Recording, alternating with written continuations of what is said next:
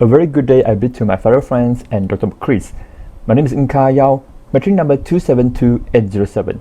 Today I will present the brief facts of the movie. 12 Angry Men is a courtroom drama film revolving about 12 jurors that were duty to sentence the accused on the charge of murder. If the accused is found guilty, he will be punished to death. The case started when the young boy was accused of allegedly murdering his father. The evidence includes oral statement from 2 witnesses and the weapon of the murder, a switchblade knife. It was proved in the court that the accused brought the knife, but somehow, according to the accused, there was a hole in his pocket and the knife slipped out and went missing. The switchblade knife was one of a kind. Hence, the prosecution ensured that the accused owned the knife and killed his father with it. The first witness, a 75-year-old man that lived right below the accused's apartment, testified that he heard the accused scream, "I will kill you," to the father and heard a body hit the floor. He also saw the boy running down to the apartment step. The second witness, a lady who was living across the street, testified that she witnessed the murder happening from her bedroom window. Bear in mind that when both witnesses heard or saw the murder, a very noisy train was passing by as the department is located near the train rail, and it took around 10 seconds on average for the train to pass by. The accused also didn't have a solid alibi as he does not remember the movie title that he saw. On the surface, the accused was seen as guilty enough as all the evidence were pointed to him and his alibi is not strong enough to support his case. In respect of judgment vote, initially 11 jurors voted the accused was guilty except juror number 8. As they discussed the evidence in depth, there was an unanimous vote for not guilty for the accused. That's all from me. I will pass the floor to the next person. Thank you. Good day everyone, so my name is Nell, Yazmeen binti Dassky Azwan and my metric number is 273103. So I will be presenting on the introduction part of this assignment. There are a number of evidence relating to the murder case that the prosecution submitted to the court in this movie. So the first key evidence submitted is the testimony from the 2 witnesses from the prosecution side. So the first witness is an old man and the second witness is a middle-aged lady. So both oral evidence that they gave pointed out that they saw and heard the murder took place. So the second key evidence is the switchblade knife that the accused allegedly used to murder his father. So the knife was found at the crime scene by the detectives and categorized as real evidence. So these 2 key evidence will be explained more in the context of English common law and also in Malaysian Evidence Act, specifically on its application. Assalamualaikum, very good day to Dr. Bukis. My name is Siti, Nurhanis, Suraya binti Sulaiman. My metric number 273111. So our evidence has been defined under Section 3 of the Evidence Act, so it includes all statements made in court. And it has been specifically governed under Chapter 4 of the Evidence Act 1950. There are 2 sections implemented to govern the admissions of our evidence, which are Section 59 and also Section 60. Section 59 stated that oral evidence may be used to prove all facts relevant to the case. However, matters relating to justifications of document content are not applicable.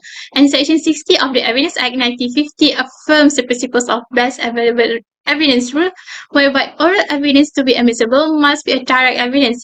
This means that the testimony given by the witness must be something that the witness perceived with his own sense. Direct evidence is offered when evidence is directly established the facts in issue. It is important to note that witness can only state what he or she saw or heard, which form parts of regular state, and they are not allowed to express their own opinions. This has been established in the case of Jogi and R.A., where the court held that witness thought and perceptions that the gathering appeared to be illegal are not admissible. Similarly, under the common law rules of evidence in court, testimony is used as an oral evidence whereby witness who testify the court must swear or affirm before giving their testimony. It is the responsibility of the court to assess whether or not the witness is telling the truth, since the role of the witness is just to ensure that the court believes in his or her story. And this is similar to the positions under the Malaysia Evidence Act. And in the jury system, the jury is not obligated to make any assumption based on the facts presented before him. However, it is the jury's responsibility to decide whether or not they think that the witness providing the information is telling the truth. So the rationale why the evidence given by the witness must be done through swearing and oath. There are numbers of probabilities and presumptions with regards to the evidence submitted by the witness. Corresponding with the Evidence Act 1950 under the principles of the common law, witnesses are only permitted to provide evidence of the facts they have personally witnessed, not their opinion. Good day, sir. My name is Amelie Gan Zhi Ying. My metric number is 272767. Now, I would like to present my part, which is analysis on the oral evidence in the film under the Malaysian Evidence Act 1950 and common law principle. One of the key pieces of evidence in this case is oral evidence. Based on the movie, there are two witnesses who testify in the case with oral evidence, which are an old man and a woman. The testimony given by both witnesses is direct evidence, thereby making it admissible as oral evidence under Section 16 of the Evidence Act 1950 and applicable under the common law principle. The testimonies given by the old man and also the woman was based on what they saw and heard during the alleged crime, whereby the woman testified in court that she saw the accused stab his father with a knife, while the old man testified that he heard a loud noise from above his apartment that sounded like there was a fight and saw the accused running down the stairs. What the old man perceived is not only direct evidence, but it also triggers circumstantial evidence. From the testimony given by the old man, the court is required to make an inference as to the existence of the fact in issue. The inference can be made through the subsequent conduct of the accused running down the stairs as provided under Section 8 subsection 2 of the Evidence Act 1950, where any subsequent conduct that relates to the fact in issue is relevant under this subsection. This film contains a similar fact to a recent case in Malaysia, which is Public Prosecutor versus Suhaisri Sharani. In this case, the key witnesses is SP21 have provided specific details of what she observed in accordance with Section 16, subsection 1A of the Evidence Act 1950, and thus her testimony is essential in the prosecution's case against the accused in establishing prima facie. In reference to the film, it could also be said that the same thing as in the side case, where the testimony of the woman who saw the accused stab the deceased was a critical witness in the prosecution case to establish a prima facie case. That's all for me. I will pass the floor to the next presenter.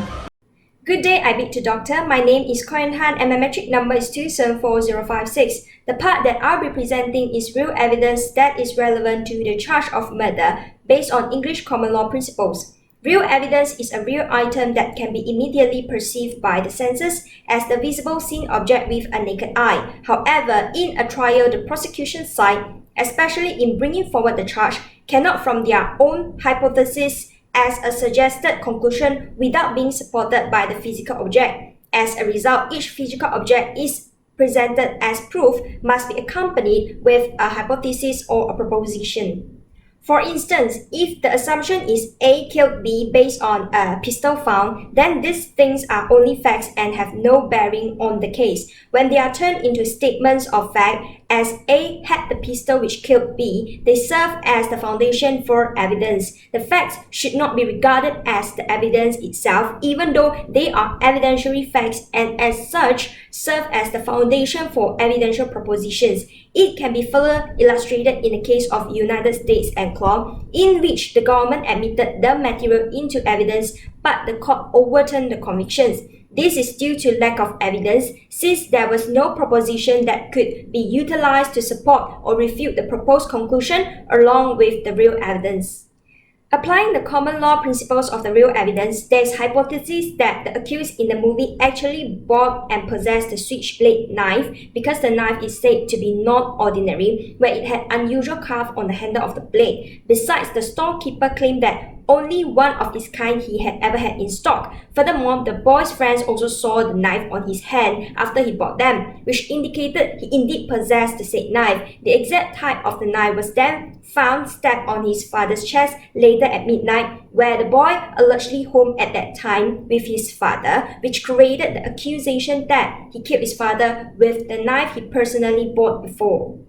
Hi, my name is Adriana Natasya from Mazni. My matric number is 273225 and I'll be explaining about key evidence that relevant to the charge for the real evidence based on the Evidence Act 1950. Evidence Act 1950, there are no specific provisions about the requirements of the real evidence, since the evidence is actually regarded as admissible if it is relevant to the facts and facts in issue as according to Section 5. However, Section 6 and Section 7 of the Act basically imply the needs of the sections that are related to the evidence. So Section 6 is about the relevancy of facts included in the same transactions. So as provided in the illustrations A of Section 6, A is accused of the murder of B by beating him, and whatever was said or done by A, B or the bystanders at the beating, also shortly before or after it is as to form part of this transaction is actually a relevant fact. So in the case of Tang Gyok Kwang against public prosecution, court accepted the first evidence as for the presence of the direct connection between the wounded guy who entered the bushes, the hand grenade was thrown, and the conditions of the injured appellant when he was being arrested at the bushes. So Section 7 on the other hand is regarding the facts that are the occasion, cause or effect, whether immediate or not, of relevant facts or facts in issue, or that define the circumstances in which they occurred or provided the opportunity of their occurrence or transactions are actually relevant. So as illustrated in illustrations A of the said section, where the fact that B went to a fair just before the crime with money in his hand and that he displayed or conveyed these facts to the third parties is actually relevant in determining whether A actually robbed B. So it actually can be applied in the case of the movie where the boy actually bought the switchblade knife prior to the murder of his father is actually a crucial fact to the case. So this is because there is a formation part of the same transactions as according to the Evidence Act, where the boy bought the switchblade knife after he got beaten by his father, and later when he hung out with his friends, that his friend actually saw the knife that bought by the boy prior. Hence, there is actually evidence that the boy possessed the switchblade knife. So all of those facts were actually relevant as they were in the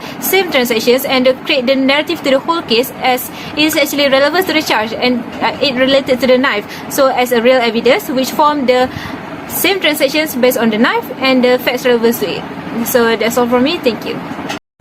In a nutshell, these two key evidence in the movie are crucial to the case that was brought on by the prosecutor.